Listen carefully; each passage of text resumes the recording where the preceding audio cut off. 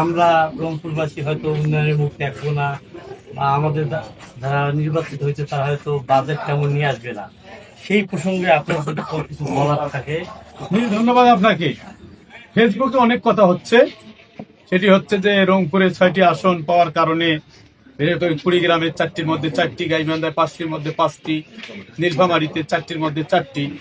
কিছু ছেলে পেলে নেতৃত্ব পর্যায়ে কেউ বলছে না, কিছু আবেগী ছেলে যারা বাস্তবতা, চরম বাস্তবতা থেকে অনেক দূরে নিজেদেরকে আড়াল করে রাখে, এ ধরনের কিছু ছেলে পেলে ফেসবুকে বলছে, এটি কোনো ভিত্তি না, তারা মফিজ বলছে।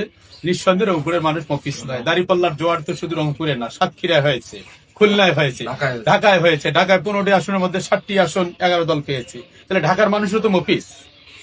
সুতরাং অবান্তর, অবাস্তব, বানোয়াট কথাবার্তা বলে রংপুরের মানুষকে খাটো করা যাবে না। রংপুর 71-এর স্বাধীনতা ভূমিকা রেখেছে, জুলাই আগস্টের শহীদ আবু সাইদ ভূমিকা রাখার কারণে আজকের বাংলাদেশে যারা মফিজ শব্দটা উচ্চারণ করতে পারছে, এটাও কিন্তু জুলাই যুদ্ধের কারণে। সুতরাং এই মফিজ কথা বলবারও স্বাধীনতা বাংলাদেশে ছিল না। সুতরাং যারা বলছে তারা নিঃসন্দেহে আবেগের বশবর্তী হয়ে বলছে। আমি বলবো তারা আসলে বিবেক দিয়ে বলছে না। এটিকে কর্ণপাত না করে আমরা রংপুরের জন্য সবাই মিলে কাজ করব। এখানে বিরোধী দল সরকারি দল বলে কিছু নাই, সবাই দেশের জন্য কাজ করব।